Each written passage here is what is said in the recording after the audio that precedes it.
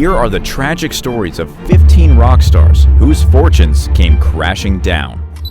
Embezzlement, legal battles, lavish lifestyles, and ill-fated investments led them to financial ruin. Number 15. Ted Nugent. Ted Nugent, the Motor City madman, was riding high on success. He sold out shows across America, and he was raking in a substantial amount of cash. But sometimes your wealth is at the mercy of those you trust. Unfortunately for Ted, his managers made some disastrous financial decisions. And this was just the beginning of his downfall. Ted's assets were poured into a series of failing businesses. This even included an unlikely investment in a mink farm. Yeah, you heard that right, a mink farm. A far cry of a smart financial move. As fate would have it, these ill-fated ventures pushed Ted to file for bankruptcy in 1980. Who would have thought that a rock star's downfall could be attributed to a failed mink farm? But that was just the tip of the iceberg for Ted. He purchased a herd of Clydesdale and even ventured into the world of hotels with a catastrophic acquisition in Flint, Michigan. Ted Nugent later blamed his financial managers for these reckless investments. However, despite his bankruptcy setback, he managed to bounce back financially. He was lucky that these crazy financial mishaps couldn't pull him down. While Ted Nugent's financial difficulties were indeed unusual, the next rock star on this list took a different path to financial ruin. Number 14. Isaac Hayes. Isaac Hayes, the soulful crooner, became renowned for the iconic theme song of Shaft. He enjoyed immense success in the early 70s. But his record label, Stax, began experiencing financial troubles. And Isaac realized he was in a risky situation. To make matters worse, he was also deeply indebted to his bank. And a lawsuit demanding over $5 million was filed against his label. He was unable to fulfill his obligations. Therefore, Stax agreed to release Isaac Hayes from his recording contract, with his royalty payments redirected to the bank. In an attempt to turn his fortune around, he ventured into establishing his own record label. He even invested in the Memphis Tams, a professional basketball team. Sadly, his label releases failed to resonate with audiences. And as for the basketball team, it struggled to generate profits. At this point, the financial pressure became overwhelming. This forced Isaac Hayes to file for bankruptcy in 1976. He was burdened with a debt exceeding $6 million. He lost his home and the rights to most of his music. However, Isaac didn't let the setback define him. He tried to rebuild a new career as an actor, and he hit the mark. Isaac Hayes managed to overturn his struggles, but the next rock star on this list faced a betrayal he couldn't have imagined. Number 13. Leonard Cohen. Leonard Cohen had an illustrious career filled with critical acclaim and financial success. Having achieved everything he dreamt of, Leonard stepped back in the 2000s, and he entrusted all his finances to a trustworthy companion. Little did Leonard know that his longtime manager, Kelly Lynch, was about to betray him. She embezzled over $5 million from him. And that's not all. Kelly also secretly sold off a significant portion of his publishing rights. In pursuit of justice, Leonard took legal action against Kelly, which went on for years. This had a significant financial burden on him. In a twist of fate, Leonard decided to return to touring, and this marked his comeback after 15 years. Fans were delighted to see their idol perform after a long break. The tour was an instant success and brought in much-needed cash. It was reported that Leonard made an impressive $85.7 million from the tour from 2008 to 2010. And justice eventually prevailed. The court ruled in Leonard's favor and ordered Kelly Lynch to repay him $9.5 million. Next up, we have a music legend who found himself entangled in a tax crisis of epic proportions. Number 12. Willie Nelson. Even for a beloved country icon like Willie Nelson, taxes are an inescapable reality. Unfortunately, Willie and his accountants seem to have missed the memo, and the IRS came in 1990 to wake them up. They reached Willie's home and presented a jaw-dropping sum of $32 million in unpaid taxes. This was a shock for him. Willie Nelson pointed at some investments he was advised to make, laying blame for a portion of the problem. However, the blame game didn't help. The rock star was left with no choice, so he sold off his assets to meet his tax obligations. But that wasn't enough. He even had to record a double album, aptly titled The IRS Tapes. Who Will Buy My Memories? All profits from the albums were dedicated entirely to repaying his outstanding tax debt. Finally, by 1993, Willie managed to clear his debts. Number 11. Cyndi Lauper. Cyndi Lauper just wanted to rise to fame, but her financial woes had a different idea. Believe it or not, her brush with bankruptcy happened before she skyrocketed to fame. Talk about bad timing. During the early days of her career, Cyndi was part of a group called Blue Angel. They released their debut album in 1980. Sadly, it didn't quite strike a chord with the masses. The band called it quits, and to add insult to injury, their former manager decided to sue Cyndi for a whopping $80,000. Facing this mountain of debt, Cyndi Lauper did what she had to do to make ends meet. She took on various jobs and hustled like a champ. She worked in a retail store and as a waitress at IHOP. Who would have thought? But fate had a surprise in store for Cyndi. In 1983, her debut solo album, She's So Unusual, hit the shelves, and boom, it exploded into a massive success, catapulting her into stardom. With her newfound fame and fortune, she kissed her remaining debt goodbye, and she continued on her path to a remarkable career. Now, Cyndi's comeback deserves a huge round of applause, unlike the next legend, whose financial woes were a result of a complex and troubled journey. Number 10. Sly Stone. When it comes to mind-boggling money troubles, funk legend Sly Stone takes center stage. The man had it all, an IRS lien on his house that seemed to last longer than a never-ending bass groove, a notorious drug problem that cost him a fortune, and let's not forget that he also sold off his publishing rights to patch up his debts. Adding fuel to the fire, Sly became entangled in an endless legal clash with his former manager. He accused him of diverting millions in royalties over a period of more than 20 years. It was a total hit and run on his finances. His financial state was spiraling out of control, and Sly couldn't afford a roof over his head. He was forced to live in a van parked in the streets of Los Angeles in 2011. A true rock and roll tragedy. In a surprising twist of fate, 4 years later, Sly Stone emerged victorious, and he won the $5 million lawsuit against his former manager. Coming up is the tale of a rock star whose mental illness almost made him broke. Number 9. Roky Erickson. Roky Erickson, the maestro of psychedelic sounds, with the 13th floor elevators, seemed destined to soar to new heights. However, fate had a different trajectory in mind for Roky. He was caught with a single marijuana joint in 1969, and he faced a potential 10-year sentence. But he was diagnosed with paranoid schizophrenia and decided to plead not guilty because of insanity. That's when Roky Erickson went off to a psychiatric hospital, where his life took a wild detour. Gone were the days of melodic tunes. All of that was replaced by the jarring echoes of an electroshock therapy and the numbing effects of Thorazine treatments. While Roky was under the hospital's care, his finances suffered a devastating blow. By the time he was released from custody in 1972, he was left with nothing. But he wasn't going to stay down. He formed a new band called Roky Erickson and the Aliens, and he rose to prominence in the mid-90s. He enjoyed the spotlight till his death in 2019. Unlike Roky's remarkable comeback, the story of this next artist's love life and financial battles is tragic and has a lasting impact. Number 8. Marvin Gaye. Marvin Gaye was an enchanting singer who mesmerized audiences with his soul-stirring performances. However, behind the scenes, his love life unfolded like a Shakespearean tragedy, with dire consequences for his financial stability. Back in 1963, Marvin tied the knot with Anna Gordy, the older sister of Motown founder Berry Gordy. Sounds like a match made in musical heaven, right? Well, think again.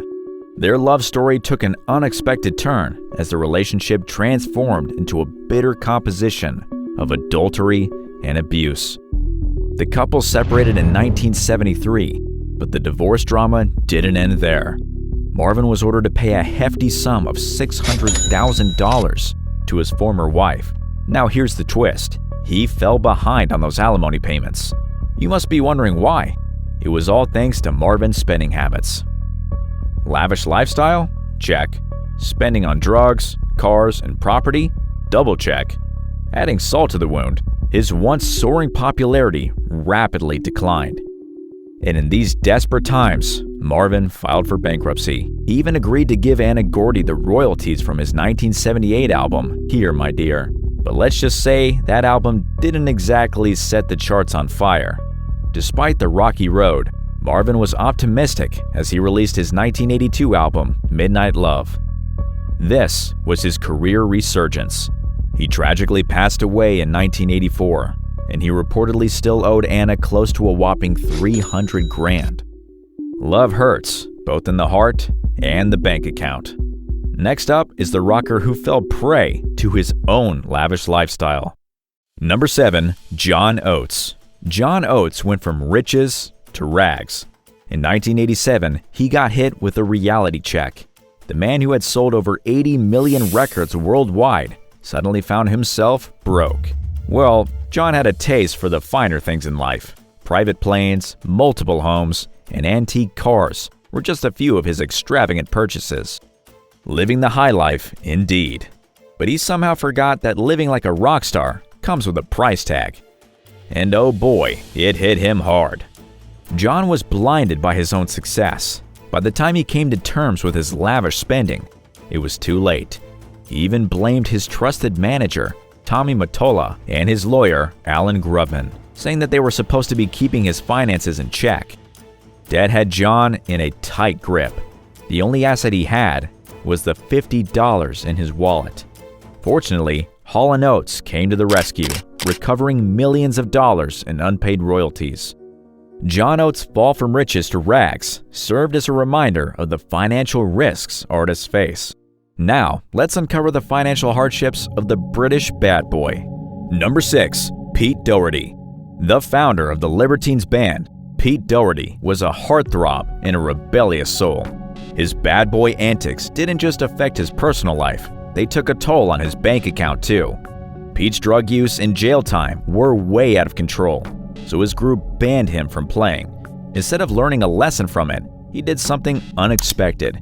He started another band, Baby Shambles, in 2003. But here's the twist. Pete's financial situation wasn't exactly rock star worthy. In 2007, reports surfaced that he was on the verge of bankruptcy. Despite earning millions from his music, leaked accounts showed that his companies were barely making a profit. One of them made $2,500, while his touring company actually lost $28,000. Now, you might be thinking, well, surely the rockstar life was a blast, right? Not quite. Turns out, Pete's investments didn't exactly hit the jackpot either. Poof, all that money seemed to have vanished into thin air. But Pete had a saving grace in the form of supermodel Kate Moss. Her wealth was a lifeline for him. He found refuge in her luxurious mansion. Kate even generously financed his rehab. Ah, love and money. What a combo. However, as time went on, so did Kate Moss. By 2010, tabloids claimed that Pete was completely broke and living in a squalid basement apartment. But the story took a turn for the better. The Libertines reformed, and their reunion was a lucrative opportunity. They earned a staggering $2 million by performing just 2 festival gigs.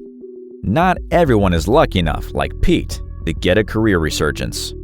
The next icon faced embezzlement at the hands of his own manager. Number 5. Harry Nilsson. Harry Nilsson was the talk of the town back in the late 60s and early 70s. This guy was on fire. He made it to the cover of Time magazine and had the Beatles as his fans.